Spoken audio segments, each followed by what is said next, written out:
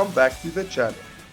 I'm Declan, and today I'm about to ride an all new motorcycle for the next 3 days. A motorcycle that I've only ridden twice before, and on those 2 occasions broke down on me twice. This is the story of Frankenstein and our trip to Tortelbos. So, it all started when I was sitting on the toilet, scrolling through Facebook Marketplace, when I saw an ad for a legendary Honda XRV 750 Africa Tour, the RDO 7. Right then and there, I knew I needed this piece of history. I contacted the seller, asked him for a few videos, and then I called my dad for some advice. He said, this is a once in a lifetime opportunity, so let's do it. So, I bought the bike without even seeing it in person. The guy was in Oud Bay and I was in Potch, so I had it delivered to my sister in Stellenbosch. I then booked a flight to Cape Town. Fast forward a few days, I flew down to Cape Town, got there, got a rental car, went to Flying Pig, bought myself a helmet and gloves, took the rental car to my sister, and then started riding Frankenstein back to Secunda. So, day 1, it was freezing cold. You'll actually see some more of the trip up in my reels. Day 2, the bike broke. I didn't know what it was back then, but later we discovered it was the rectifier regulator. And that's what you saw in the time lapse. Me and my dad fixing the bike. We stripped the bike completely, cleaned it thoroughly, degreased the engine and the frame, went through almost all the wires, fixed bad connections, and installed a new rectifier regulator. One that wasn't even made for the Africa Tour, but we made it work. We added spotlights, repainted certain parts, and after 3 days of non-stop work, Frankenstein was alive again. And that's where the real story begins. The first real ride with Frankenstein on the road to Tortelbos. The first stretch to Dullstroom was all tarmac, smooth roads, open fields, and plenty of time to get to know the old girl. But it wasn't until we left Dullstroom that things got interesting. That's when the gravel started. Real adventure terrain, perfect for testing Frankenstein. By now, you're probably wondering why I call her Frankenstein.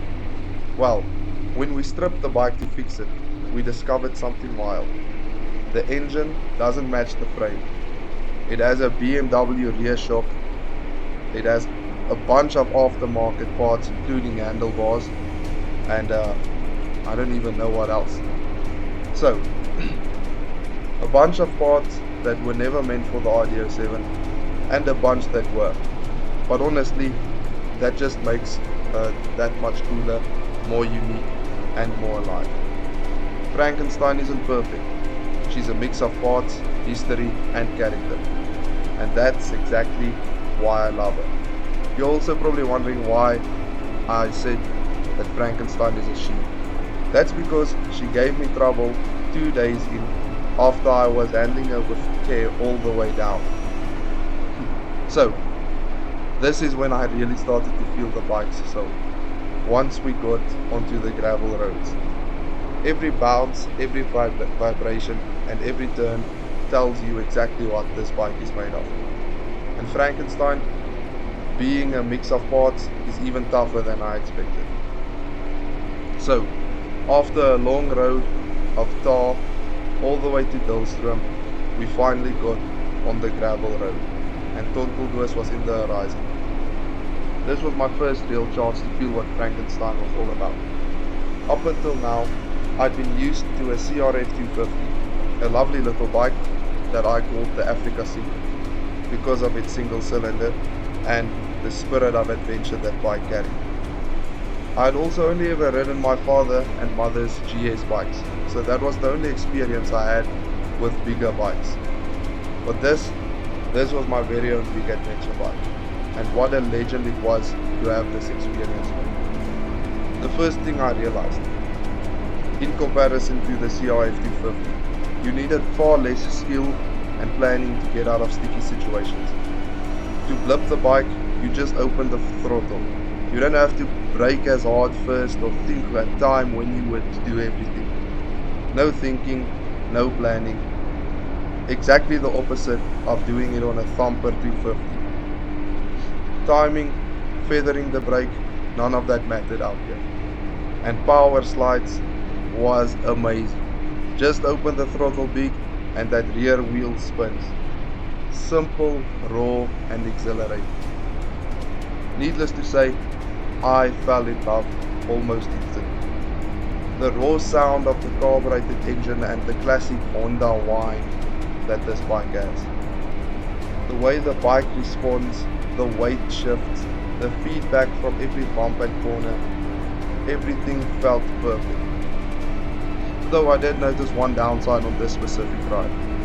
Riding with a big backpack, since I have no space for luggage, wasn't ideal. My back got sore. Maybe I'm unfit, maybe I'm just not used to it. But still, nothing could take the way this machine made me feel.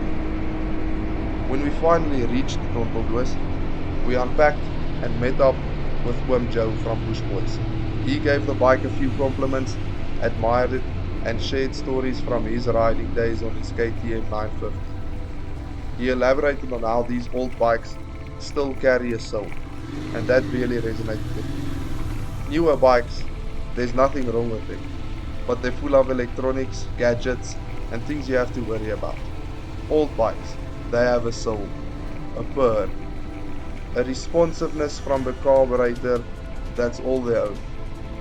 Each one, even models of the same class, feel slightly different, and that's what makes them special, and that's why so many people are buying and restoring these types of bikes.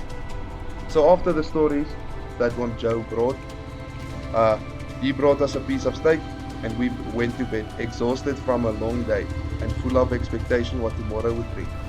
The end of day 1 and the start of day 2.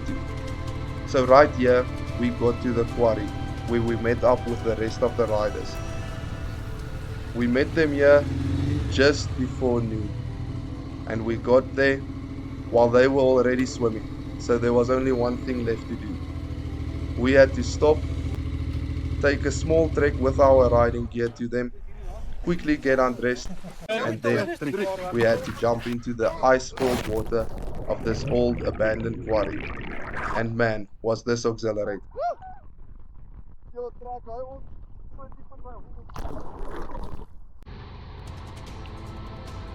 So, after the refreshing dip, we got back on the bikes and then we made our way back to Tonteldoos.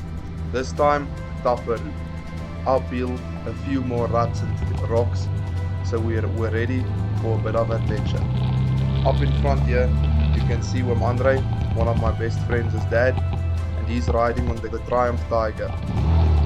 Lovely bike, but today I needed to show them what this Honda was made of. We were only 2 Hondas in the group, the rest were all BMWs except for the Triumph and 1 KTM. So this was my time. I needed to pass them quick. And I didn't realize it at this point. I only realized it a few moments later, where you will be seeing me taking over a few gents. So now we can just admire the way Oom Andre rides, and we can admire the terrain. Lovely bushveld, open plains, like a bushy next to the road, and a nice dirt road. This is why I really started to experience the bike, with a bit more technical riding, and that this bigger bike is a bit harder to control at slow speeds. You know, the CRF 250 is quite easy to control at slow speeds, but this is a bit more challenging. After this 10-minute narration of me talking to you, I'll give you a rest, and then you'll have to wait for part 2, where you'll see some more of the new old girl that I call Frankenstein.